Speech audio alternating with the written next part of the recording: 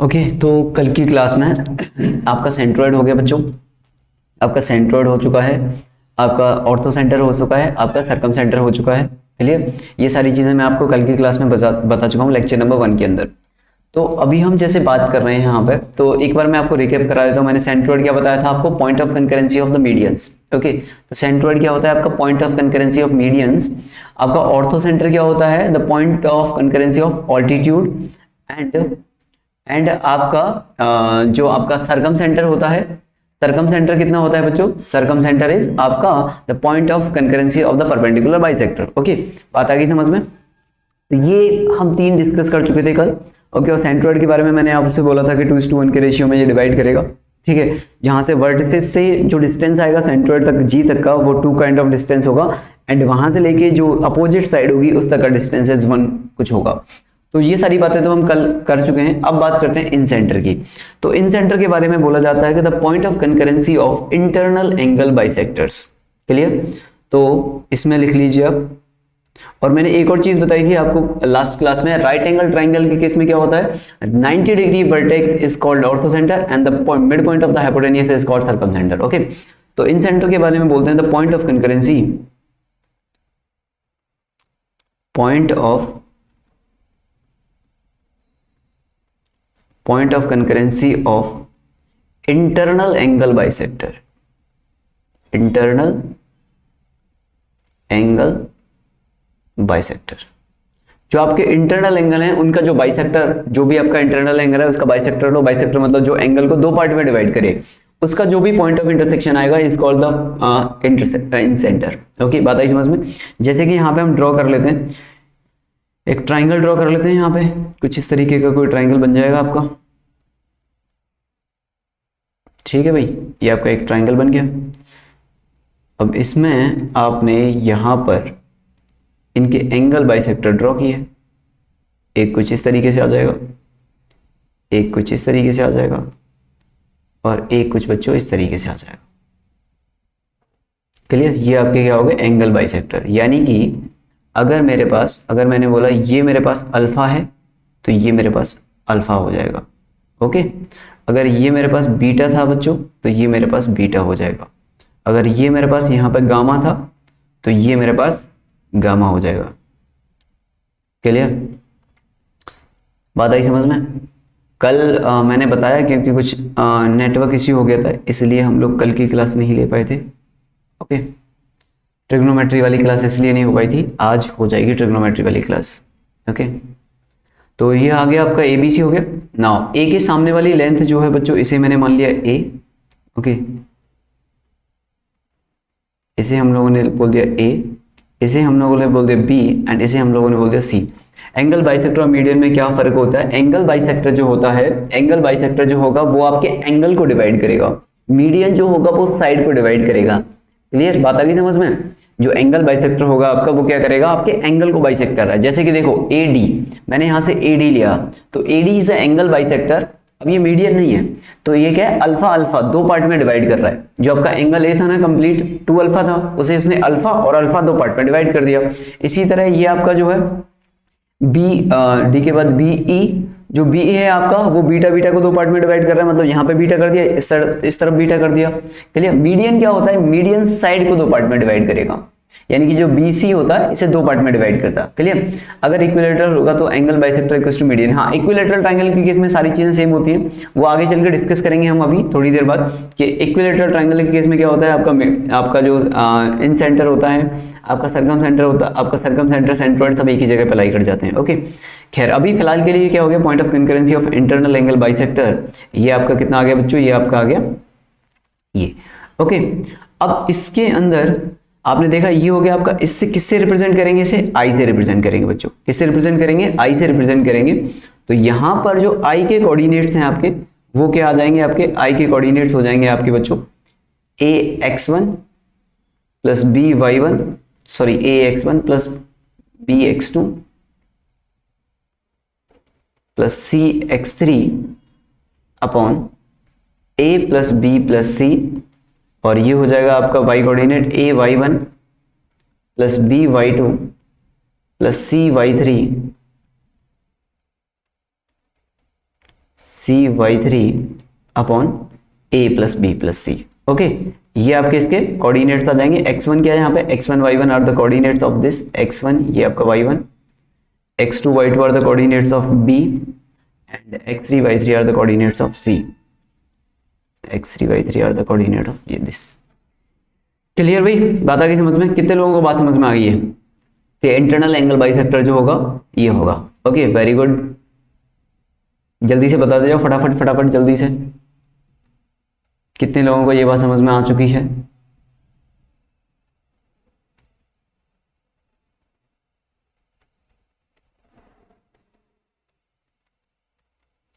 ठीक है, ओके, ठीक है ना, ये हो गया। अब अगर आपको, अब जैसे ये दिखता कैसा है, मतलब क्यों इसे इन सेंटर बोला जाता है, क्या होता है इन सेंटर में, क्लियर? तो उसके बारे में बात करेंगे, क्या किस तरीके से होगा। ओके, यस, एक्स सेंटर भी होता है, वो आगे आएगा अभी एक्स सेंटर। ओके, जैसे कि अब मैं इससे बोला गया कि ये क्या है, किस तरीके से दिखेगा सर, ये बता दो आप। तो अगर इसके बारे में बच्चों हम बात करें तो मैं यहाँ पे बोल सकता हूँ यार ये ना कुछ इस तरीके से दिखेगा आपको। गुड, हाँ भाई, तो जैसे आपने क्या किया,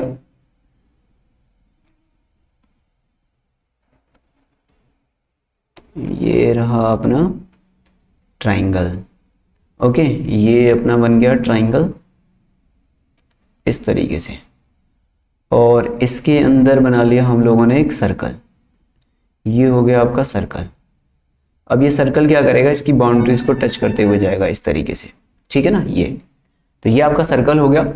इसका जो सेंटर आएगा बच्चों, इसका जो सेंटर होगा यहाँ पर, लाइक यहाँ कहीं इसका सेंटर हो गया ये, this is called I.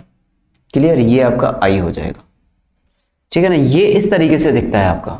Okay, बात आ गई समझ में? तो ये इस तरीके से दिखेगा इसमें। अब इसमें तो यार अंदर ही रहेगा क्योंकि इन सेंटर है, इन सेंटर में तो अंदर ही रहेगा इस तरह से। क्लियर, तो जो भी ट्राइंगल, जो भी आपका ट्राइंगल बनेगा उसके अंदर एक circle, that circle is known as incircle. Okay, तो इस सर्कल को क्या बोलेंगे हम लोग, this circle is known as आपका इन सर्कल। बच्चों ये सर्कल क्या कहलाएगा, आपका इन सर्कल। ये जो सेंटर है ये क्या कहलाता है, आपका इन सेंटर। मतलब आपको ये भी पता रहना चाहिए कि किस तरीके से हम देख रहे हैं। ये तो हमें पता है कि सेंटर निकालेंगे कैसे, ये तो आपको पता लग गया ना कि सेंटर निकालेंगे कैसे। सेंटर कैसे निकालेंगे, जो भी आपके एंगल बाइसेक्टर हैं उनका पॉइंट ऑफ इंटरसेक्शन। अभी इस चैप्टर में आगे चल के मैं आपको सिखाऊंगा कि एंगल बाइसेक्टर की इक्वेशन आखिर निकालते कैसे हैं। ओके, ये जो आपको दिख रहा है ना, इस एंगल बाइसेक्टर की इक्वेशन हम निकालेंगे कैसे, ये सारी चीजें भी हम आगे चल के सीखेंगे धीरे धीरे। लेकिन यहाँ पे अभी इतना तो सीख लो कि इन सेंटर होता क्या है। क्लियर, फिलहाल के लिए। ओके भाई, बात आ गई समझ में? ये आपका हो जाएगा। अब इसका रेडियस वेडियस भी निकाल सकते हो आप, यहाँ से लेके यहाँ तक का डिस्टेंस जो होगा that is called small R. ठीक है, दैट इज इन रेडियस। तो ये जो स्मॉल आर है that is called inradius. Clear, कितने लोगों को समझ में आ गई कि सर अभी हम लोग पहचान तो लेंगे, मतलब कि कब आपका इन सर्कल होगा, कब आपका सर्कम सर्कल होगा।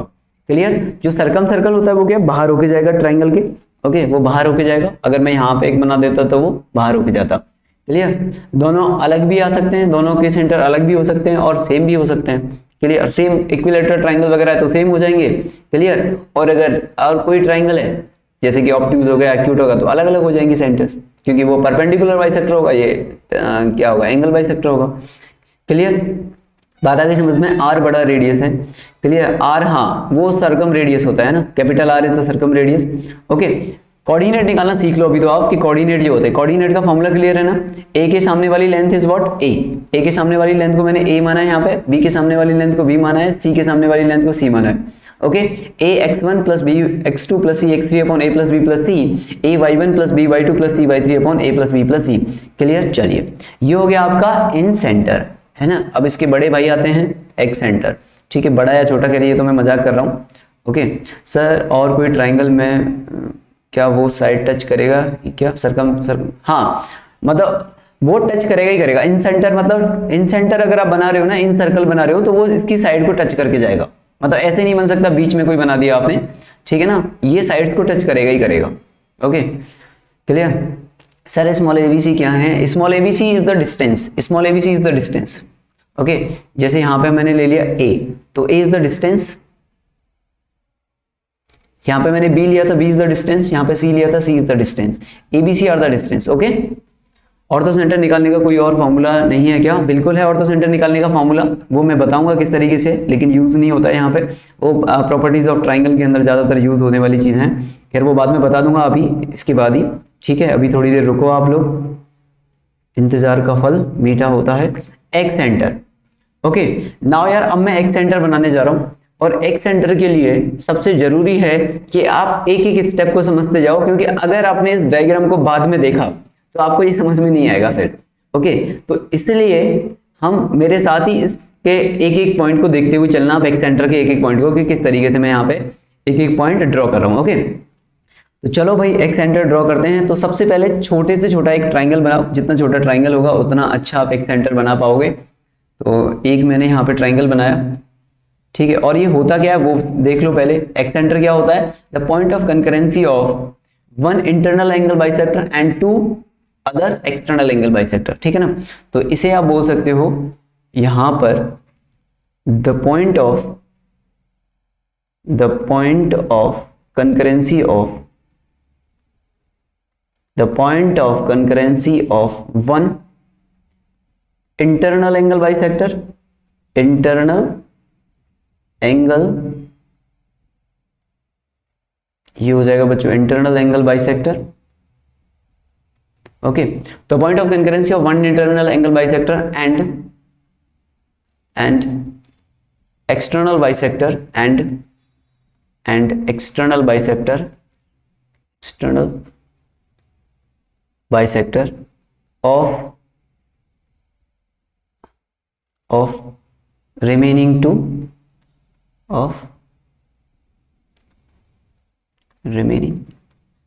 two angles। ओके, अब इसमें क्या हुआ है, ये क्या हो गया आपका एक्स सेंटर, ये हो गया आपका पॉइंट ऑफ कंकरेंसी ऑफ एक इंटरनल बाइसेक्टर लिया, जो बाकी के दो बचे उनका एक्सटर्नल बाइसेक्टर लिया। समझ में आई बात? आपने क्या किया कि आपने एक इंटरनल एंगल बाइसेक्टर लिया, और जो बाकी के दो एंगल बचे थे उनका एक्सटर्नल बाइसेक्टर लिया, उनका जो भी पॉइंट ऑफ कंकरेंसी आएगा वो आपका एक्स सेंटर कहलाएगा। जैसे कि हमारे पास यहां पर एक ये बच्चों ट्राइंगल हो गया ABC, क्लियर। तो यहां पे एक A और B और C, ये अपने पास ट्राइंगल हो गया ABC। थोड़ा दूर दूर बनाया मैंने ताकि आपको क्लियरली मैं दिखा पाऊंगा यहाँ पे कि आगे क्या करने वाला हूँ। ये ABC हो गया। अब मैंने बोला यार कि इसमें ना आप एंगल बाइसेक्टर लो A का, इंटरनल एंगल बाइसेक्टर लिया बच्चों आपने A का, तो ये इंटरनल एंगल बाइसेक्टर आ गया आपका। ओके, और आपने क्या किया, ये जो साइड है ना, साइड को तो आप एक्सटेंड कर सकते हो आगे की तरफ, हाँ या ना। ये जो साइड है आपने लिए हैं, इन्हें हम आगे की तरफ एक्सटेंड कर सकते हैं। तो इन साइड्स को हमने आगे की तरफ एक्सटेंड कर लिया, और इसे मैं किसी और कलर से बना देता हूँ, इस वाले से ले लेते हैं, ठीक है ना। तो यहां से इस साइड को हमने थोड़ा सा एक्सटेंड कर दिया है। यार इतनी फ्रीडम तो होती है अपने पास।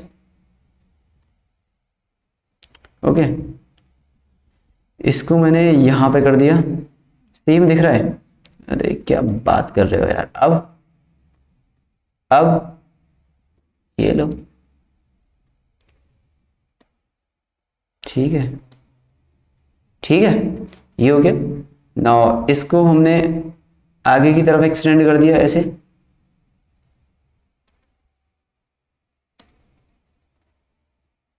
ठीक है भाई। इसको ऐसे आगे की तरफ एक्सटेंड कर दिया, सभी साइड्स को मतलब मैं आगे की तरफ एक्सटेंड करते हुए जा रहा हूं।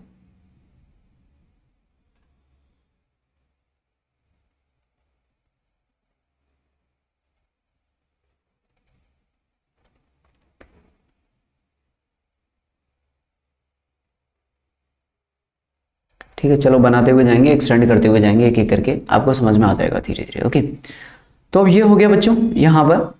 अब मैंने बोला यार इसमें ना अपने पास ये हो गया इंटरनल एंगल बाइसेक्टर, यानी कि आपने इसका A वाले का ले लिया A/2। अब आपने क्या सर आप रंगोली बना रहे हो क्या? बेटा रंगोली नहीं है, ये एक्स सेंटर है, और इस पे ना एक बढ़िया वाला क्वेश्चन देने वाला हूं मैं आपको, मस्त वाला। ओके, तो यार अब ये हो गया अपने पास एंगल B का इंटरनल बाइसेक्टर ये है। तो मैंने क्या किया, ये वाला जो होगा ना बच्चों यहाँ पे ये एक्सटर्नल बाइसेक्टर हो जाएगा। B का जो एक्सटर्नल बाइसेक्टर होगा वो आपका कौन सा होगा? तो ये आपका B का एक्सटर्नल बाइसेक्टर हो गया, ये वाली लाइन। और ये वाली लाइन आपकी सी की एक्सटर्नल बाइसेक्टर होगी, इस तरीके से जाएगा। ओके, बात आई समझ में? तो ये आपका आ गया यहाँ पे पॉइंट ऑफ कंकरेंसी, ये, और इसे मैंने नाम बोल दिया I1। ओके, इसे मैंने नाम बोल दिया I1, ये I1 हो गया आपका। अब यहां से ये आपका I1 आ गया। पहले इतना I1 कितने लोगों को समझ में आ गया कि ये I1 हो गया? मैंने A वाले का इंटरनल एंगल बाइसेक्टर लिया है और B और C का एक्सटर्नल लिया है, यानी कि B वाला ये हो गया। सर हमें किसका? बेटा तीनों का ही लेना है, तीन बनेंगे इसलिए इसमें। ये आपका B/2 हो गया और ये आपका B/2 हो गया, एक्सटर्नल एंगल है, तो ये कितना हो जाएगा आपका पाई माइनस बी बचेगा, ये pi minus B upon 2, clear? और ये भी same pi minus B upon 2 बचेगा। इंटरनल किसका लेना है ये कैसे पता करेंगे? इंटरनल तीनों का ही लेना है, 3 एक्स सेंटर बनते हैं यहाँ पे। पहले ए का ले लिया हमने, फिर बी का लेंगे, फिर सी का। पहले ए का समझ लो आप। सर वो बी के पास ग्रीन लाइन क्या है? बी के पास ग्रीन लाइन मतलब ये वाली। बेटा ये मैंने एक्सटेंड कर दिया लाइनों को, अभी पूरी सभी लाइनों को एक्सटेंड करूंगा, ठीक है ना? मैं सभी लाइनों को एक्सटेंड कर रहा हूं। पहले मैंने ए बी लाइन को आगे की तरफ एक्सटेंड कर दिया ऐसे, मैंने ए सी लाइन को ऐसे एक्सटेंड कर दिया, मैंने बी सी लाइन को ऐसे एक्सटेंड कर दिया ना। सभी लाइन को एक्सटेंड करेंगे ताकि जो बनाने वाले हैं वो बन जाए सर्कल, है ना? तो I1 कितने लोगों को समझ में आ गया कि I1 के लिए मैंने क्या किया? ए का इंटरनल एंगल बाइसेक्टर और बी और सी का एक्सटर्नल एंगल बाइसेक्टर लेके मैंने I1 सेंटर निकाल दिया। कितने लोगों को ये क्लियरली विजिबल है कि हाँ सर ये बात समझ में आ रही है? कितने लोगों को ये बात समझ में आ रही है? ओके, बताओ क्या दिक्कत है? वही ठीक है। देखो ए का इंटरनल एंगल बाइसेक्टर लो, सबसे पहले ए का इंटरनल। आप ऐसा करो, इसे ना आप थोड़ी देर के लिए ऐसे समझ लो ये है ही नहीं, ठीक है? ये है नहीं, ये भी अपने पास है नहीं। ओके, मैंने इस लाइन को एक्सटेंड किया, इस लाइन को एक्सटेंड किया, ये आ गया आपके पास, क्लियर? बी का एक्सटर्नल एंगल तो ए एंड बी का भी हो सकता है ना? हाँ वो सभी का होगा। अभी पहले इसका देखो, I1 वाला देखो पहले, अभी वो सबका निकालेंगे एक एक करके, है ना? ठीक है ना? तो I1 समझ में आ गया, ये पहला वाला I1 जो निकला, ए का इंटरनल और बी और सी का एक्सटर्नल, तीनों का ही निकालेंगे धीरे धीरे, पर किसी न किसी से तो शुरुआत करनी पड़ेगी ना अपने को। ये है, तो ये बन गया अपने पास एक यहाँ पे।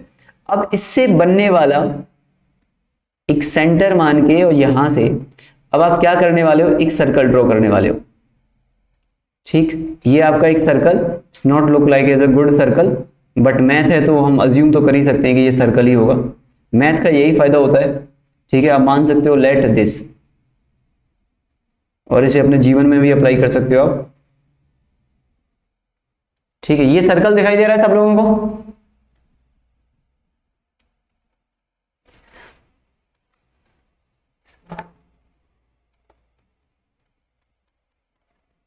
दूसरे कलर से बना देते हैं भाई लोग, दूसरे कलर से बना देते हैं। दूसरा कलर कौन सा यूज करें हम यहाँ पे? आई थिंक ये सही लगेगा।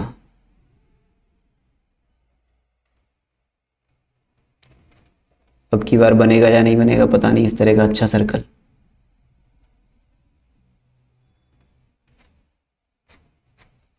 ब्लैक कलर तो बेटा दिखेगा ही नहीं इस पे, ठीक है? ये सर्कल है भाई, ठीक है? मान लो सर्कल है, मैं बोल रहा हूँ ना सर्कल है, आपको मानना पड़ेगा ये सर्कल है। ओके, ठीक है? ओके, बात आ गई समझ में? मैंने बोल दिया है सर्कल है, आपको मानना पड़ेगा, मैथ में यही होता है।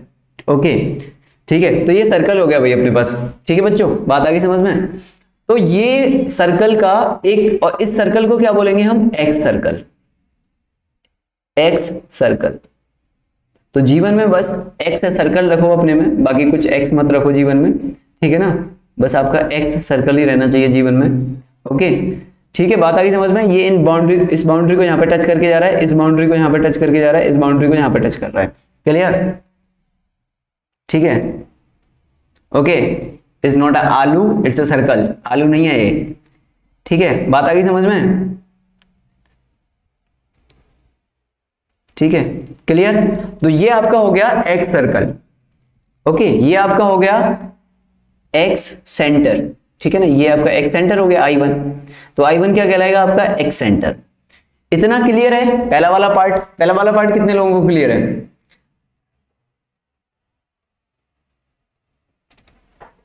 ये फर्स्ट वाला पार्ट कितने लोगों को क्लियर है? यार ये एक्स सुन के ही बहुत सारे बच्चों को ना ये कुछ अलग ही ख्याल जा रहा है, ठीक है ना। तो ये अलग ख्याल में मत जाओ आप लोग, ठीक है। जिस ख्याल में मैं आपको ले जाने की कोशिश कर रहा हूं उस ख्याल में आओ, मैथ्स वाले में। ओके, ठीक है, बात आ गई समझ में। तो पहला वाला क्लियर हो गया। अब हमने क्या किया बच्चों, अब हमने बोला कि यार अब मैं क्या करने वाला हूं, अब मैं इसे थोड़ा सा एक्सटेंड और करने वाला हूं। यहां पर हम लोग इस लाइन को एक्सटेंड करते हैं आगे की तरफ। तो मैंने इस लाइन को आगे की तरफ ऐसे एक्सटेंड कर दिया।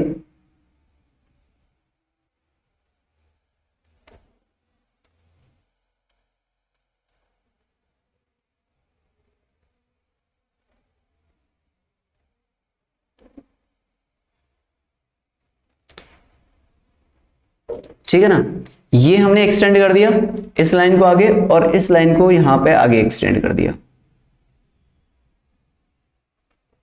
इस तरीके से। ओके, समझ में आई इतनी बात, ये लाइन एक्सटेंड हो गई। अब मैंने क्या किया, अब बच्चों मैंने बी का इंटरनल एंगल बाइसेक्टर लिया। मैंने आपसे पहले ही बोला था बनने के बाद ये बहुत ही गंदा दिखेगा, इसलिए एक एक स्टेप समझते जाओ। बी का मैंने इंटरनल एंगल बाइसेक्टर लिया, बी को हमें लेना है इंटरनल एंगल बाइसेक्टर। ओके, तो बी का मैंने इंटरनल एंगल बाइसेक्टर लिया, सी का मैंने एक्सटर्नल एंगल बाइसेक्टर लिया, और ए का मैंने एक्सटर्नल एंगल बाइसेक्टर लिया। ठीक है, पाई माइनस बी अपॉन 2 लिखा है, दैट इज द जो एंगल बचेगा वो वाला है वो। क्लियर, बात आ गई समझ। ओके, ये हो गया। अब ना इससे बनने वाला एक सर्कल बना दो आप। तो यहां से ये आपका I2 आ गया, मान लो ये आपका I2 हो गया बच्चों, और यहां से ये आपका बन जाएगा इस तरीके से। अरे यार कितना गंदा सर्कल बन रहा है ये।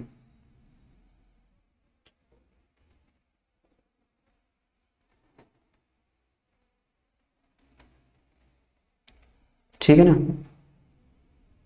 ये आपका हो गया। एक्सटेंड, लाइन को एक्सटेंड करने में क्या जाता है, लाइन को एक्सटेंड तो कर ही सकते हैं ना। आपको अगर एंगल निकालना है एक्सटर्नल एंगल बाइसेक्टर, अगर आपके पास एक लाइन है, अगर आपके पास एक लाइन दी हुई है इस तरीके से, ये आपके पास लाइन थी, ओके, ये आपके पास इस तरीके से हो गया। अब मैंने आपसे बोला कि ये मेरे पास ए एंगल हो गया, ये बी हो गया, ठीक है ना। अब बी का ये तो इंटरनल एंगल है ये वाला, अब इसे मैं अगर आगे की तरफ एक्सटेंड कर दूं इस तरीके से, तो ये इसका एक्सटर्नल एंगल हो जाएगा, ये वाला ये इसका एक्सटर्नल एंगल होगा। फिर तो एक्सटर्नल एंगल निकालने के लिए लाइन को एक्सटेंड तो करना ही पड़ेगा ना आगे की तरफ, और फिर इसका यहां से जो आएगा bisector, that is called external angle bisector. तो एक्सटर्नल एंगल बाइसेक्टर तो निकालेंगे तो किस तरीके से निकालेंगे, इस तरीके से निकलेगा। ठीक है ना, बात आ गई समझ में। ये हो गया आपका ये। लेट मी ड्रॉ कि अगर थोड़ा सा और हम अच्छी तरीके से ड्रॉ कर पाते तो किस तरीके से करते। ठीक है ना, ये दिखाई दे रहा है मुझे अच्छे से, और मैं इसे फिल कर सकता हूँ क्या यहाँ पे।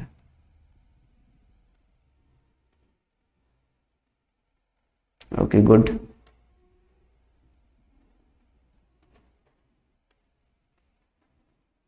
अब आपको शायद दिख जाए अच्छे से।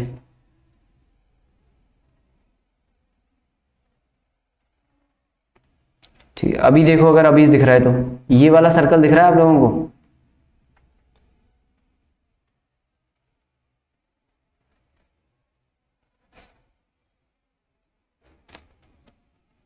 हाँ ये दिख रहा है, अब तो दिख रहा होगा यार, अब तो अच्छा बना दिया। ओके, और ये आपका यहां से मैंने लाइन ले ली, जो आपकी लाइन थी वो इस तरीके से थी कुछ ये वाली, ठीक है ना। ये यार मतलब इससे अच्छा तो मैं शायद ही बना पाऊंगा कभी, ठीक है ना। अब आपको शायद अच्छे से समझ में आ रहा होगा, ठीक है। This circle is called x circle 2। Clear, बात आ गई समझ में भाई। ये मैंने एक्स सर्कल मान लिया। अब मतलब अब बताओ यार इससे अच्छी तरीके से क्या दिखाऊं मैं, ठीक है। ठीक है ना, ये हो गया आपका एक्स सर्कल, ठीक है ना। बात आ गई समझ में। कितने लोगों को समझ में आ गया I2 वाला, ये जो पूरा दिख रहा है ना आपको, ठीक है, ये जैसे। ओके, अभी समझ में आ गया। I2 आपको समझ में आ रहा है अच्छे से। I1 तो चलो दिखाई नहीं दे रहा था, ठीक है। I1 आ रहा है अभी समझ में, दैट इज कॉल्ड I2 यानी कि एक्स सर्कल 2। एक्स सर्कल 2, तो ये आपका दूसरा एक्स सर्कल क्या रहेगा, that is x circle second, ठीक है ना, ये एक्स सर्कल सेकेंड हो गया। अब इसी तरह एक तीसरा भी बन जाएगा इसमें। ओके, तीसरा कैसे बनेगा, जब आप सी का इंटरनल एंगल बाइसेक्टर लोगे और ए और बी का एक्सटर्नल एंगल बाइसेक्टर। तो फिर मैंने क्या किया यहां पर, इसे आगे की तरफ एक्सटेंड किया, फिर से इस लाइन को थोड़ा सा, इन लाइंस को थोड़ा सा आगे की तरफ एक्सटेंड किया बच्चों यहां पे, ठीक है, और ये इस तरीके से हो गया, है ना, ये लाइनें आपकी एक्सटेंड हो गई यहाँ पे, ठीक है। एक सेकंड अभी समझाता हूँ यार, पाई बाय 2 माइनस बी कैसे आया, एक सेकंड रुक जाओ, क्लियर। अब इसमें क्या करेंगे हम लोग, इसका इंटरनल एंगल बाइसेक्टर ले लो आप। तो पहले मैं यहाँ पे एक डायग्राम ही बना देता हूँ, देन आफ्टर आगे की तरफ लेंगे। तो जैसे कि ये हो गया आपका, थोड़ा सा और बड़ा कर लेते हैं इसे, दैट इज गुड, ठीक है, एंड फिल द कलर, ठीक है, ये आपका दूसरा। और ये इसके लिए क्या किया आपने, यहां से इसका इंटरनल एंगल, इसका एक्सटर्नल एंगल और इसका एक्सटर्नल एंगल, ठीक है ना, बात आ गई समझ में। And that is x centre, ये कितना हो जाएगा आपका I3, ये आपका I3 आ गया, और इसे क्या बोलेंगे हम, एक्स सर्कल 3, एक्स सर्कल 3, ठीक है ना, ये आपका एक्स सर्कल 3 हो गया, ठीक है, ठीक है ना, बात आ गई समझ में। इनमें कोई रिलेशन कुछ नहीं है, अलग अलग आएंगे, बस ये है कि ये, अब जो पहला वाला सर्कल है वो कैसे आया आपको, जो फर्स्ट वाला है वो कैसे मिला है आपको, ये मिला है ए का इंटरनल एंगल, इसका इंटरनल एंगल है, इंटरनल एंगल, और जो बी और सी हैं, बी एंड सी, उनका एक्सटर्नल एंगल है, एक्सटर्नल एंगल। ओके, बात आ गई समझ में, क्लियर। किसी को कोई डाउट है अभी फिलहाल इतना, हाँ अभी मैं एंगल बताता हूं। ओके, ये आ गई बात समझ में, आपको सर्कल समझ में आ गया ना, किस तरीके से ड्रॉ करेंगे।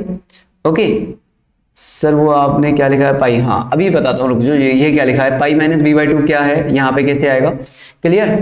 Sir can be say that radius of all the circles will be same, नहीं, रेडियस सेम नहीं होगा, सभी डिफरेंट होंगे, डिपेंड करेगा किसी का साइड ज्यादा है किसी का कम है, उस हिसाब से। तो R1 R2 R3 इनके रेडियस हो जाएंगे, क्लियर, R1 R2 R3 इनके क्या हो जाएंगे, एक्स रेडियस हो जाएंगे, ठीक है। एक्स सेंटर क्या हो जाएंगे इसके अंदर, I1 I2 I3 are the excentres. Okay, तो यहाँ पे क्या हो जाएंगे, I1 I2 I3 are x centres, ये आपके एक्स सेंटर्स कहलाएंगे यहाँ पे। ओके, एक्चुअली 3 एक्स सेंटर होते हैं, 3 एक्स सेंटर होते हैं अपने पास। ओके, कितने एक्स सेंटर होते हैं, 3 एक्स सेंटर होते हैं। लग तो मस्त रहा है यार डायग्राम, ये I1 वाला थोड़ा हमने बाद में बनाया, बता जबरदस्त दिख रहा है यार ये तो, ठीक है। एक्स सेंटर में कुछ भी सेम नहीं होगा, हो भी सकता है नहीं भी होगा, क्लियर, लेकिन अभी फिलहाल के लिए तो ये है कि सर ये रेड एंड येलो ग्रीन करो, ठीक है ना, बात आ गई समझ में भाई, ये आ गया,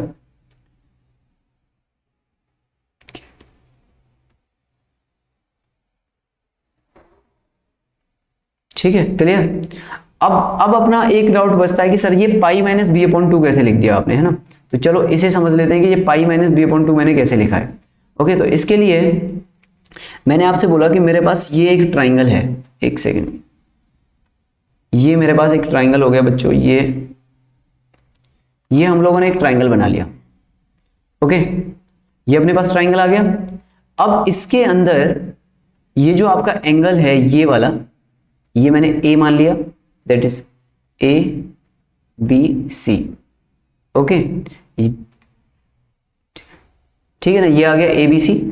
अब इसमें क्या हो जाएगा, ओके यार, एक्स सेंटर किसी वर्टिसेस का नहीं होता है, एक्स सेंटर पूरे ट्राइंगल का होगा, एक ट्राइंगल के 3 एक्स सेंटर आएंगे, समझ रहे बात को।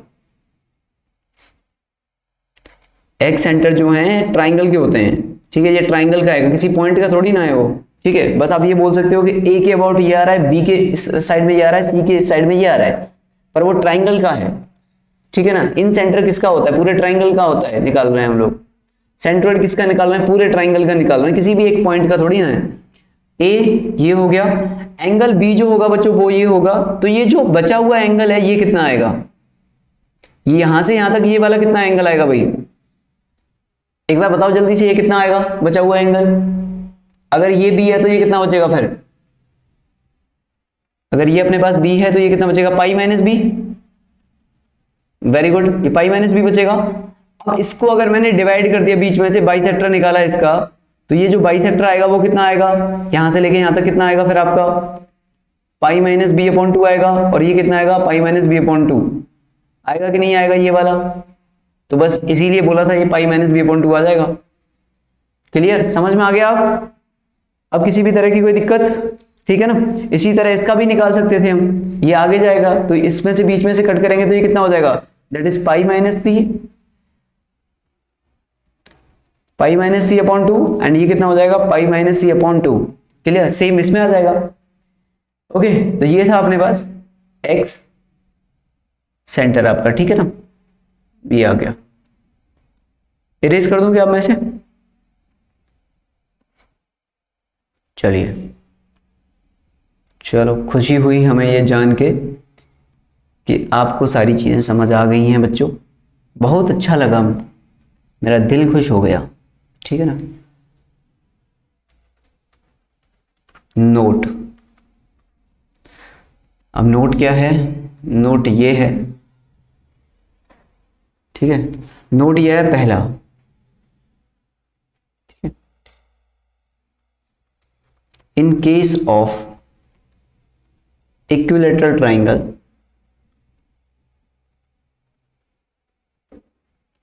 in case of equilateral triangle, centroid, circumcenter,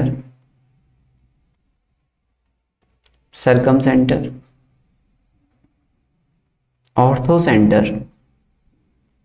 and centroid तो मैंने पहले ही ले लिया, incentre and in centre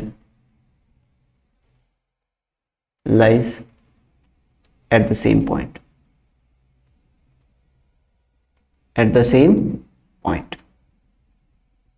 clear? रहने दो सर, तो भी हम नोट कर लेंगे कॉपी में, ठीक है ना। बात आ गई समझ में? ठीक है ना, बात आ गई समझ में? तो इक्विलैटरल ट्रायंगल के केस में क्या होता है, आपका सेंट्रोइड हो, आपका सर्कमसेंटर हो, आपका ऑर्थोसेंटर हो या फिर इनसेंटर हो, वो सब एक ही पॉइंट पे लाई करते हैं। मतलब इसके लिए आपको डिफरेंट फॉर्मूले लगाने की जरूरत नहीं पड़ेगी। क्लियर भाई? ओके, पहली चीज। दूसरा जो पॉइंट है ये बहुत इंपॉर्टेंट है, ठीक है।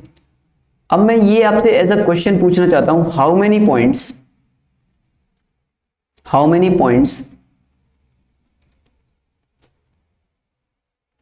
can be drawn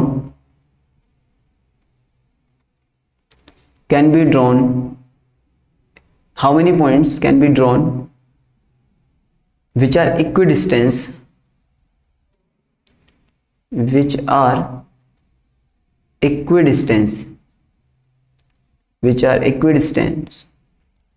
from three non-collinear and non-parallel lines,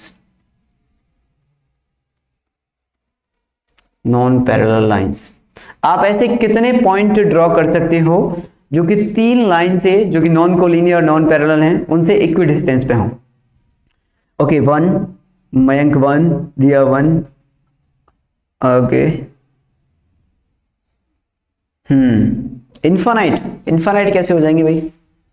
अच्छा, जिन लोगों ने आंसर मुझे 1 बताया है, प्रेक्षिता 1, दीपाली 1, वेरी गुड, ओम 1, उमेश 1, अश्लेषा 1, सुमेरा 1, अभिषेक 1, वैभव 1, अथर्व 1, सब लोग 1 बता रहे हैं मतलब।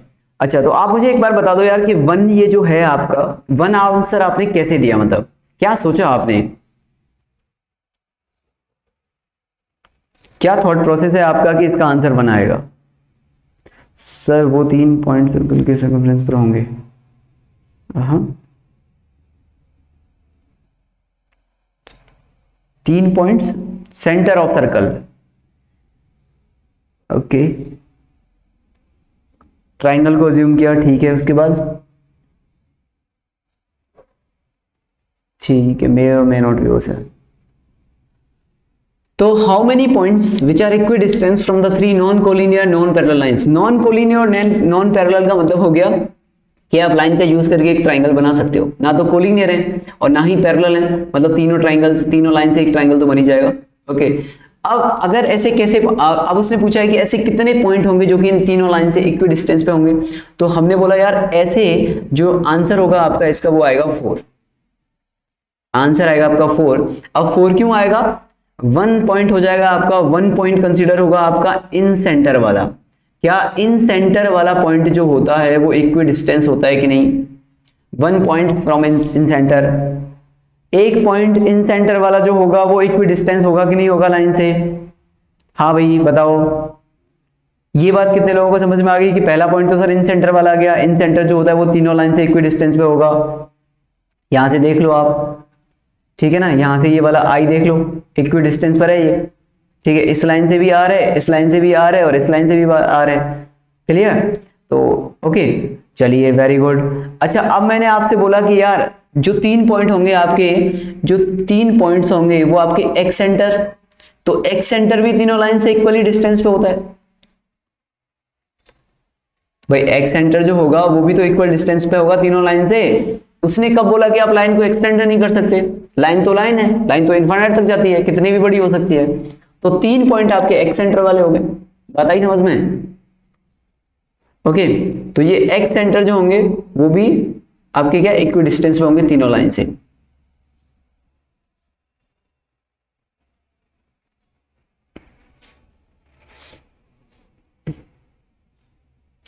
एक तो ये वाला आपका, और एक ये वाला और एक ये वाला, ठीक है ना। ये पॉइंट जो I3 वाला पॉइंट होगा, क्या वो तीनों लाइन से सेम डिस्टेंस पे है कि नहीं है। ये जो I3 वाला पॉइंट है वो तीनों लाइन से सेम डिस्टेंस पे है कि नहीं है, भाई होगा ही सेम डिस्टेंस पे, तभी तो यहां से ये कितना आएगा, ये आपका R3 आ रहा होगा, रेडियस आएगा ना। एक सेकेंड, लेट मी, ये यहां से लेके आपका, यहां से लेके यहां तक क्या होगा आपका, रेडियस होगा कुछ R3, यहां से लेके यहां तक कितना होगा, ये भी कुछ R3 रेडियस होगा, और यहां से लेके यहां तक कितना होगा, ये भी कुछ R3 होगा। सिमिलरली I2 के केस में होगा, ठीक है ना, सेम सिमिलरली I1 के केस में आएगा। तो क्या होगा, 3 पॉइंट आपके यहां से मिल जाएंगे आपको, समझ रहे बात को। तो 3 पॉइंट यहां से मिल गए, तो टोटल कितने पॉइंट हो गए आपके, 4 पॉइंट। कितने लोगों को बात समझ में आ गई कि 4 पॉइंट होंगे जो कि, ठीक है, बहुत ही इंपॉर्टेंट क्वेश्चन है ना। ओके, एक बार बता दो फटाफट जल्दी से, कितने लोगों को ये बात समझ में आ गई। एक पॉइंट इन सेंटर वाला और 3 पॉइंट एक्स सेंटर वाले। अब सेंटर है, तीनों लाइन को टच कर रहा है, तो रेडियस तो सेम ही होगा ना, रेडियस, वेरी गुड।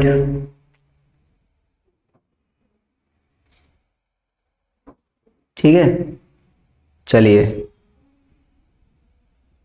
ठीक है। अब बात करते हैं यहाँ पे सेक्शन फॉर्मूला। सेक्शन फॉर्मूला कितने लोगों ने 9th क्लास में पढ़ के आए हैं ऑलरेडी। सेक्शन फॉर्मूला तो आपने 9th क्लास में ऑलरेडी पढ़ाई होगा, ठीक है ना। तो इसके बारे में मुझे ज़्यादा डिटेल में बताने की ज़रूरत है नहीं, ठीक है ना।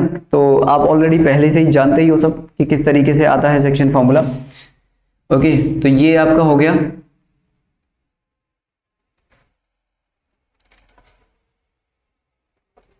ठीक है भाई, ये आपका हो गया, यहाँ पे पढ़ाया पर याद नहीं है, ठीक है। ये आपका एक लाइन बना लो आप यहाँ पे, ये आपकी लाइन ड्रॉ हो गई एक।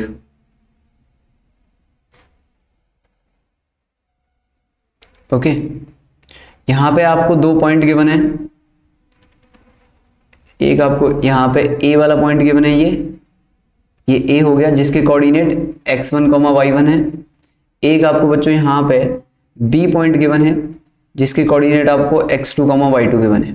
क्लियर, यहाँ पे कोई p पॉइंट है, यहाँ पे कोई p पॉइंट है, ओके, जो कि इस लाइन को इंटरनली मतलब अंदर से ए बी लाइन के बीच में कहीं पे सेगमेंट में, ए बी लाइन के मतलब ए बी लाइन के बीच में कहीं पे इसे m/n के रेशियो में डिवाइड करता है। ये m हो गया आपका, ये n हो गया, ठीक है, m/n के रेशियो में डिवाइड कर रहा है। तो अपने को p के कोऑर्डिनेट निकालने हैं कि p के कोऑर्डिनेट क्या आएंगे। तो m को आप क्या करोगे, इसके साथ मल्टीप्लाई कर दो, और n को क्या करोगे आप इसके साथ मल्टीप्लाई कर दो, ठीक है, और आपका आंसर आ जाएगा। ये आपके आ जाएंगे p के कोऑर्डिनेट्स।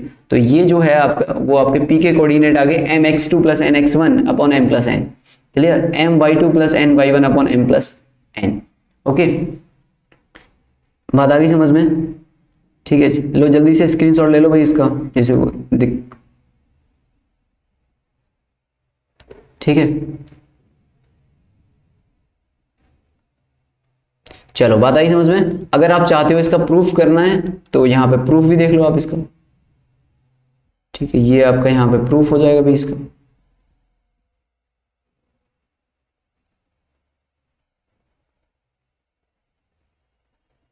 ठीक है, ये आपका यहाँ पे प्रूफ हो गया। ठीक है, ये मैंने एक लाइन बना ली ए बी, जैसे कि आपको दिखाई दे रहा है ए बी, ठीक है, पी पॉइंट ये यहाँ पे कहीं हो गया, ठीक है। हाँ, ये इंटरनल डिवीजन है ना, पहला section 1 is internal division. Internal division का मतलब क्या होता है, जैसे आपके पास ये लाइन है, ये लाइन दिख रही है ना आपको, अब ए पी पॉइंट जो है वो यहाँ पे कहीं इसके बीच में होना चाहिए। इंटरनल मतलब अंदर, इंटरनल मतलब क्या होता है, अंदर की तरफ, तो वो अंदर से डिवाइड करेगा। जैसे ये पॉइंट हो गया ए, ये पॉइंट हो गया बी, अब इस पेन के बीच में कहीं पे होना चाहिए, यहाँ पे, ठीक है ना, तो यहाँ पे कहीं ले लिया, ठीक है। तो ये इस तरीके से, तो P के जो कोऑर्डिनेट आएंगे वो ये आएंगे। अब कोऑर्डिनेट ज्योमेट्री में ध्यान रखना कि आप P के कोऑर्डिनेट कैसे निकाल सकते हो by using the section formula. अब ये मुझे आपको बताना नहीं पड़े बार बार कि P के कोऑर्डिनेट कैसे निकालेंगे, आपको खुद आपके माइंड फ्रेम में फटाफट घूमनी चाहिए ये चीजें। Okay, by using the similar triangle property, ठीक है, हम लोग निकाल सकते हैं इसको easily, base upon base, height upon height and perpendicular hypotenuse upon hypotenuse का यूज करके। चलिए खैर, प्रूफ इतना इंपॉर्टेंट नहीं है, आपको ये याद रखना है, ठीक है ना। प्रूफ तो आप कभी भी खुद से भी कर सकते हो। ओके, अगर आप चाहो तो राइट एंगल ट्राइंगल बना के, ये आपका ए बी हो गया, ट्राइंगल बना के सिमिलर ट्राइंगल की प्रॉपर्टी लगा देना and get the right answer. Okay, बात आ गई समझ में? तो यहां से एक्स वाई के कोऑर्डिनेट निकलाएंगे बच्चों,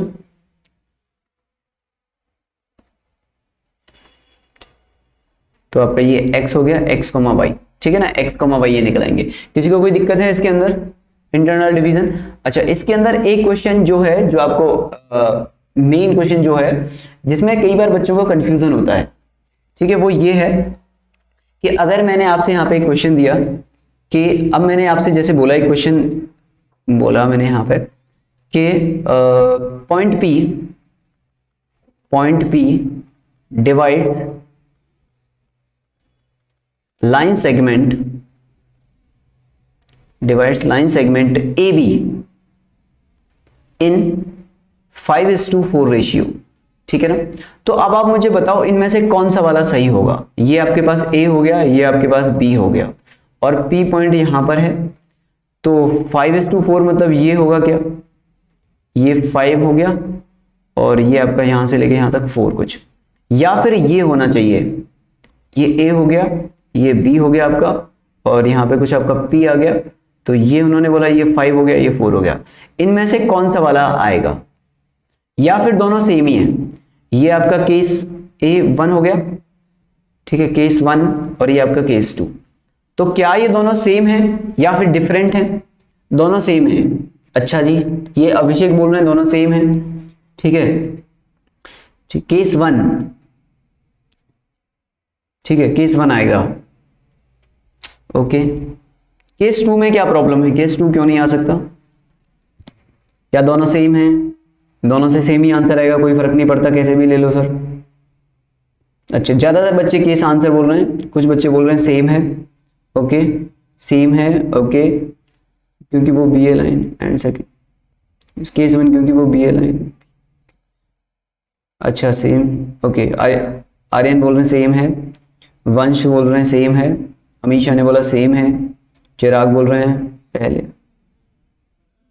ओके, इंटरनल डिवीजन में क्या डिफरेंस है वो अभी बताऊंगा, खैर इंटरनल एक्सटर्नल, तो अभी एक्सटर्नल आने दो तब, ठीक है। सेम है, दोनों गलत है, दोनों गलत हैं, क्यों भाई, दोनों क्यों गलत है? ठीक है, ठीक है, तो the right answer is a is the right answer. Okay, तो इसका जो आंसर आएगा वो पहला वाला आएगा, फर्स्ट वाला केस लेना है आपको। सेकंड वाला केस क्यों नहीं लेना है, क्योंकि उसने बोला है P जो है divides the line segment AB, तो आपको अगर AB बोल रहा है तो आप एक ही तरफ से काउंट करेंगे। क्लियर, अगर वो आपसे AB बोल रहा है तो आप एक ही तरफ से काउंट करेंगे। ये क्या हो जाता, ये हो जाता P divides P divide AB इन 4:5 रेशियो, ठीक है ना, इंटरनली। बात आ गई समझ में? तो ये 4:5 के रेशियो में डिवाइड करता है AB को। तो जिधर से लाइन में बोल रहा है ना AB बोल रहा है वो, तो आप A की तरफ से लोगे, अगर B बोलता तो आप B की तरफ से लेते। क्लियर? कितने लोगों को बात समझ में आ गई? प्लीज एक बार जल्दी से बता दो फटाफट, कितने लोगों को बात समझ में आ गई है? ठीक है ना। तो इसमें एक छोटा मोटा कंफ्यूजन जो होता था बच्चों को, वो यहीं पे होता था कि ये वाला आएगा। Okay, very good. तो ये था अपना इंटरनल डिवीजन। इंटरनल डिवीजन मतलब जो पी पॉइंट है वो लाइन सेगमेंट एबी के अंदर कहीं पर लाई करेगा। ओके, तो बहुत सारे लोगों ने केस बन दिया था। ओके, कॉन्ग्रेचुलेशन उन सब के लिए। चलिए आगे की तरफ चलते हैं बच्चों। यहां पे नेक्स्ट अपना आता है एक्सटर्नल डिवीजन, ठीक है ना। अब एक्सटर्नल डिवीजन में क्या होगा? हाँ, डिस्टेंस तो 5x 4x ले सकते हैं। ओके, फिर एक्सटर्नल डिवीजन में क्या हो जाएगा? when the point P which divides the line segment joining the point A and B in the ratio m:1 externally। अब इसका क्या मतलब है यहाँ पे? ये तो इसका प्रूफ है, ठीक है ना।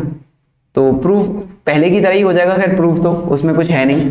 ओके, पर फिर मैं आपको यहाँ पे एक बार एक्सप्लेन कर देता हूँ कि ये किस तरीके से सीन है, इसका क्या है।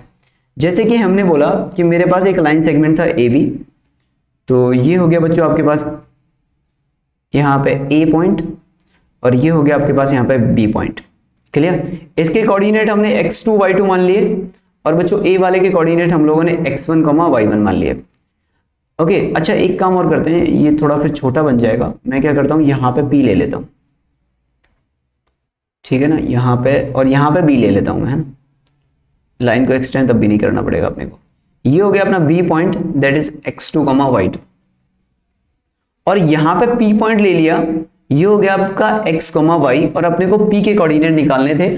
और ये इसे किस रेशियो में डिवाइड कर रहा है? ये इसे n:m के रेशियो में डिवाइड कर रहा है, यानी कि P से लेके A तक का जो डिस्टेंस है आपका, वो m काइंड ऑफ डिस्टेंस है। तो ये आपका हो गया कुछ m, तो m:n के रेशियो में। तो ये हो गया आपका यहाँ से लेके यहाँ तक बच्चों m, और यहाँ से लेके यहाँ तक हो गया आपका n, ठीक है ना। बात आ गई समझ में? तो ये आपका डिस्टेंस हो गया, ठीक, बात आई समझ में। तो अब इसमें क्या हो रहा है, जो आपका P पॉइंट है ना, वो AB लाइन सेगमेंट से बाहर है। क्लियर? जो आपका P पॉइंट है वो लाइन सेगमेंट से बाहर है। बाहर मतलब एक्सटर्नल, तो वो एक्सटर्नलिटी डिवाइड करेगा।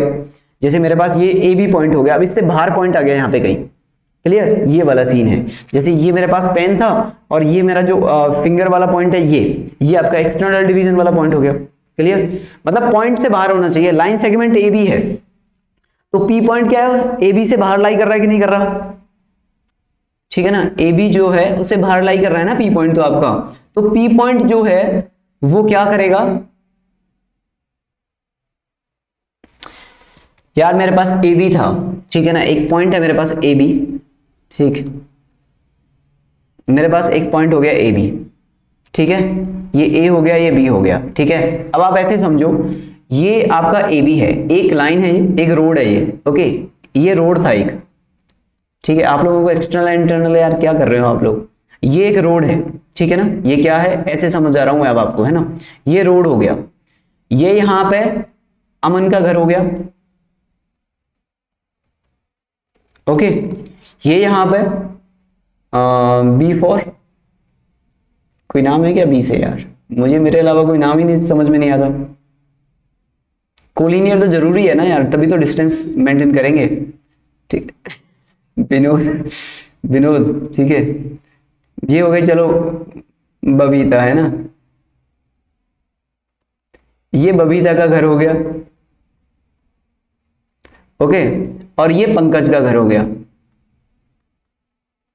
पंकज मेरे दोस्त, तेरा घर, ठीक है ना। बात आ गई समझ में? अब पंकज के घर से ये जो AB वाला है, ये एक लाइन थी पूरी, लाइन सेगमेंट। अब जो पंकज से घर से बबीता के घर का डिस्टेंस है वो n डिस्टेंस है मान लो आपका, और जो A यानी कि अमन का घर है उसका डिस्टेंस m है। तो जो पंकज का घर है वो A और B को एक्सटर्नली डिवाइड कर रहा है कि नहीं कर रहा है? ये तो बाहर आ रहा है ना AB से, इन दोनों के घर से बाहर की तरफ है ये। ठीक है ना, इन दोनों के घर के बीच में थोड़ी ना घर है इसका। क्या बोलोगे आप कि सर पंकज का घर बाहर है, मतलब एक्सटर्नल है, इन दोनों के घर से एक्सटर्नल ही लोकेट है। ठीक है ना, बात आई समझ में। या फिर आप ये भी बोल सकते हो कि बी जो है वो इंटरनल है ए और पी का।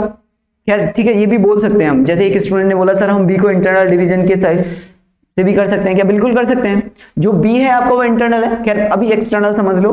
तो जो पंकज का घर है वो आपका एक्सटर्नल हो गया ए और बी के। अब जो बी था वो इससे एन डिस्टेंस हो गया, और जो एन ए का घर था वो इससे एम डिस्टेंस हो गया। क्लियर, बात आई समझ में। तो अगर पंकज के घर पे आप खड़े हो तो आप क्या बोलोगे कि बबीता का घर यहाँ से 2 किलोमीटर है और अमन का घर यहाँ से 5 किलोमीटर है। सबसे पहले पंकज का घर आएगा, तो एक्सटर्नली पंकज का घर हो गया। कितने लोगों को बात समझ में आ गई अब ये, जिसमें एक्सटर्नल इंटरनल में दिक्कत हो रही है आप लोगों को? हाँ भाई, अब बताओ जरा कितने लोगों को ये बात समझ में आ गई? क्लियर है? हम पंकज की जगह जेठालाल से अबे सुधर जाओ तुम लोग ठीक, ओके। जेठालाल ले लो भाई, जेठालाल ले लो, पोपटलाल ले लो, ठीक है, पी फॉर पोपटलाल ले लो, आपकी मर्जी है। ठीक, ओके।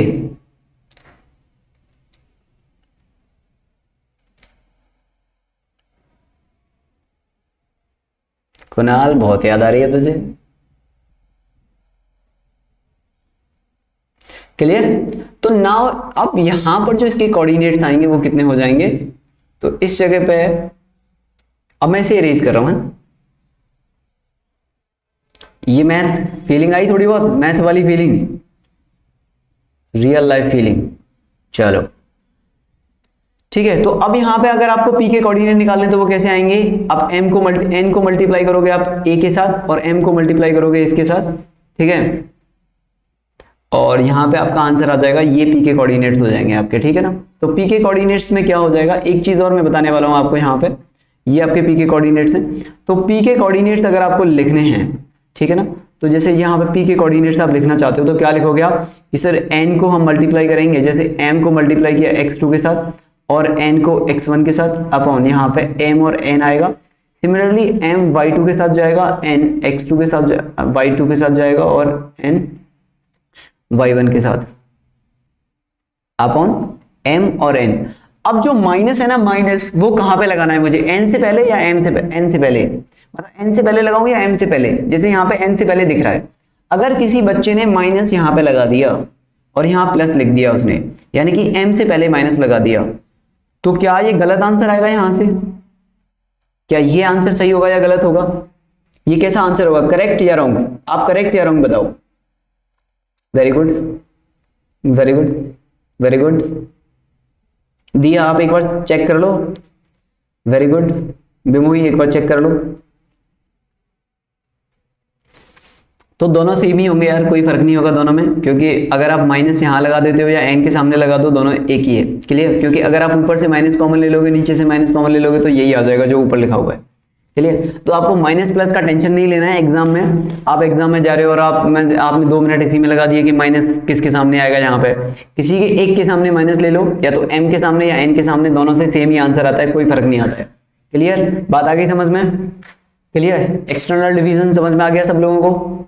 एक्सटर्नल डिवीजन का केस क्लियर? तो एक्सटर्नल डिवीजन ये हो जाएगा।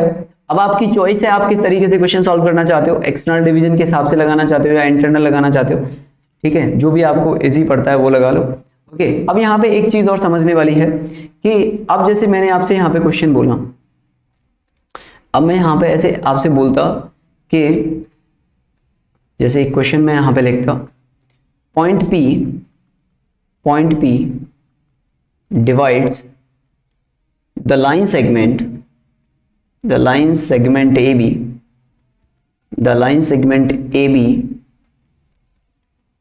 externally as PA upon PB is equals to 3/4। ठीक है, तो इसमें कौन सा वाला डायग्राम सही है आपका? ये आपका यहाँ पे P हो गया, यहाँ पे आपका A हो गया, यहाँ पे आपका B हो गया, ये वाला सही है केस 1। या फिर ये वाला सही है, ये आपका ए हो गया, ये आपका बी हो गया और ये आपका पी हो गया। तो इसमें आप कौन सा वाला बोलोगे कि सर कौन सा वाला केस सही है?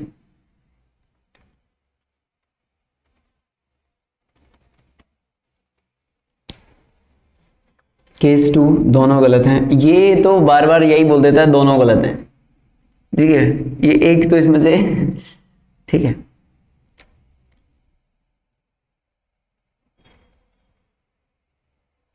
वन, क्योंकि वेरी गुड, इसने आंसर सही बताया। क्या नाम है इसका? एक ने सही बताया, आंसर ऊपर निकल गया उसका एकदम, ठीक है, एक्सप्लेनेशन के साथ। ठीक है, कुछ लोग बोल रहे हैं दोनों सही है, कुछ लोग बोल रहे हैं पहला वाला सही है, ठीक है। ओके, ए वन, चिराग वन, ठीक है, चिराग वेरी गुड, ठीक है। शानिका, पार्थ, यार आंसर तो आप लोग सही बता रहे हो सब। वेदांत, सार्थक, वेदांत, दिया, ओके वेरी गुड बच्चों, आंसर तो सही बता रहे हो आप लोग, ठीक है। तो फर्स्ट केस करेक्ट है। फर्स्ट केस क्यों करेक्ट है? अब कोई एक्सप्लेन कर सकता है इस बात को कि पहला वाला केस आखिर क्यों करेक्ट होगा आपका? ये जो केस है वो करेक्ट होगा। आप में से कोई भी ऐसा है जो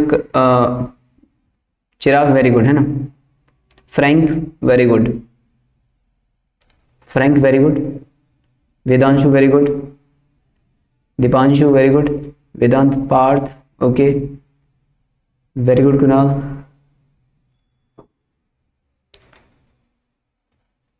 विमोही, P A equals to P B मतलब 3/4 है ना वो तो, ठीक है। उमेश, ठीक है वेरी गुड, समझ गया यार, सब लोगों ने सही आंसर दिया, वेरी गुड, ठीक है। क्योंकि ए से स्टार्ट हो रहा है, नहीं यहाँ पे ए से स्टार्ट नहीं देखेंगे, ठीक है ना। तो यहाँ पर मेरा जो बताने का आपको मेन एम है वो ये है कि एक्सटर्नल डिवीजन में ना ऐसे नहीं देखते कि लाइन सेगमेंट ए बी था या बी ए था, क्लियर। यहाँ पे देखते हैं रेशियो क्या था, P A is 3 kind of distance and P B is 4 kind of distance. तो मतलब ए वाला जो पी वाला जो पॉइंट है वो किसके नजदीक है? ए वाले के नजदीक है भाई। पी ए वाला जो डिस्टेंस है वो 3 टाइप ऑफ डिस्टेंस आ रहा है और पी बी जो है वो 4 काइंड ऑफ डिस्टेंस आ रहा है। तो मतलब जो ए पॉइंट होगा वो पी के नजदीक होगा, और ऐसा तो इसी केस में हो सकता है, सिर्फ यहाँ पे और यहाँ पे 4 हो सकता है आपका। इस केस में क्या हो जाएगा, पी भी छोटा हो जाएगा, तो ये वाला केस नहीं आएगा, समझ रहे हो। तो ये वाला case is the right answer. तो एक्सटर्नल डिवीजन में ये वाली चीज ध्यान रखना आप, मतलब एक्सटर्नल डिवीजन में ये मत देखना कि लाइन सेगमेंट ए बी बोला है मैंने या बी ए बोला है। अगर मैं यहाँ पे बी ए भी लिख देता ना तो भी पहला केस ही सही आता, ठीक है ना। अगर मैं सेम क्वेश्चन लिखता यहाँ पे ए बी की जगह बी ए लिख देता और ऐसे लिखता रेशियो, तो भी यही आंसर आता फिर, पी ए और पी बी। यहाँ पे क्या देखते हैं हम, रेशियो, मतलब कौन सा वाला पॉइंट किसके नजदीक है, क्लियर। तो ए वाला पॉइंट जो है वो पी के नजदीक है, तो ए पी जो पॉइंट है वो ए की तरफ आएगा ना कि बी की तरफ, क्लियर। किसी को कोई दिक्कत, किसी भी बच्चे को किसी भी तरह की कोई भी दिक्कत इसके अंदर?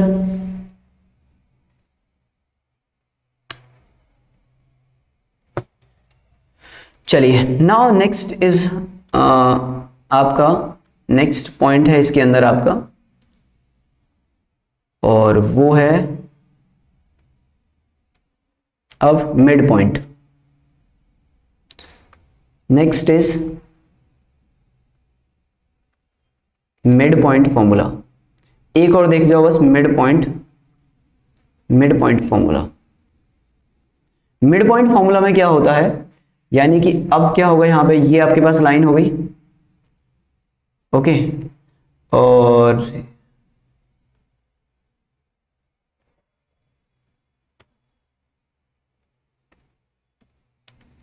ये आपका ए पॉइंट हो गया x1, y1, ये आपका बी पॉइंट हो गया x2, y2, और p पॉइंट है कोई x, y जो कि इसे 1:1 के रेशियो में डिवाइड कर रहा है बच्चों। ये 1:1 का रेशियो है, ठीक है। ये रेशियो लिख रहा हूं मैं यहाँ पे 1:1 का। तो यहां पर जो कोऑर्डिनेट आएंगे वो कितने आ जाएंगे, p के x1 plus x2/2 and y1 plus y2/2, clear, okay.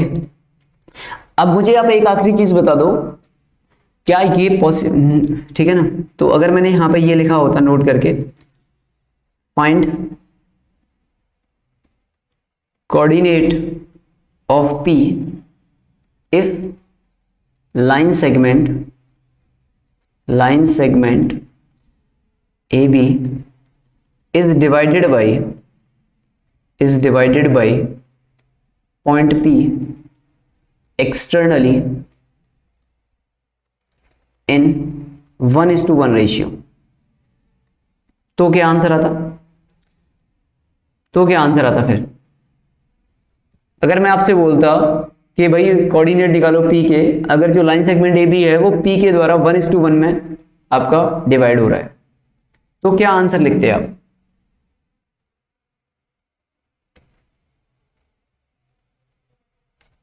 AP equals to VP। अच्छा जी, क्या आप अपनी कॉपी में इस तरह का कोई डायग्राम बना सकते हो? इस तरह का डायग्राम पॉसिबल है किसी भी तरह का बनाना?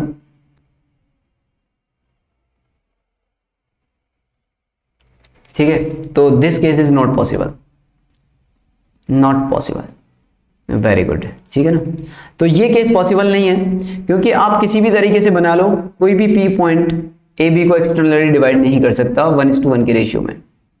कोई भी पॉइंट AB को एक्सटर्नली डिवाइड कर ही नहीं सकता 1:1 के रेशियो में, तो मिड पॉइंट फॉर्मूला तो होता ही इंटरनल डिवीजन के लिए। बात आ गई समझ में? तो ये तो हमेशा ही इंटरनल डिवीजन के लिए होगा, ये अंडरस्टूड सी बात है।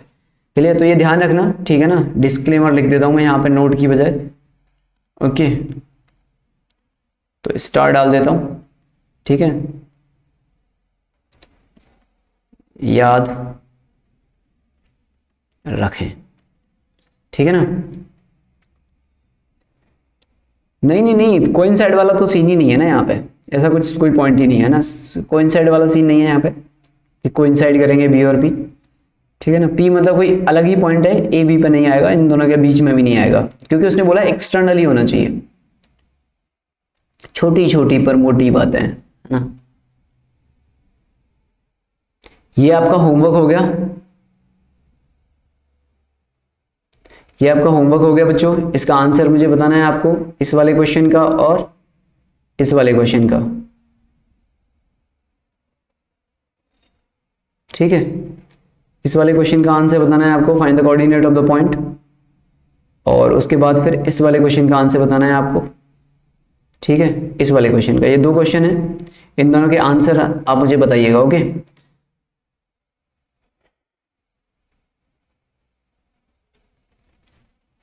ठीक है, इन दोनों के आंसर्स। ओके, किसी भी तरह की कोई दिक्कत अब किसी को, किसी भी बच्चे को इसमें किसी भी तरह की कोई दिक्कत? सर वो अटैच कर देना पीडीएफ के साथ। हाँ बिल्कुल, पीडीएफ के साथ तो मिल ही जाएगा ये आपको, ठीक है जी। जेई में मतलब इतना छोटा क्वेश्चन नहीं आएगा, लेकिन जिस तरफ हम जा रहे हैं जेई की तरफ, जिस रास्ते पे हम लोग जा रहे हैं, वहां इस तरीके के क्वेश्चन तो आएंगे ना। बीच में इन सब का यूज होता है, चलिए। बीच में मतलब इंटरमीडिएट स्टेप में आपको कई बार निकालने पड़ते हैं, पॉइंट निकालने पड़ते हैं, सेक्शन फॉर्मूला लगाना पड़ता है, एंड सो ऑन। ओके, चलिए फिर अब आपसे मुलाकात होगी कल की क्लास में, तब तक के लिए bye bye, take care, and इसी तरह पढ़ते रहिए भाई मन लगा के। ओके, चलो।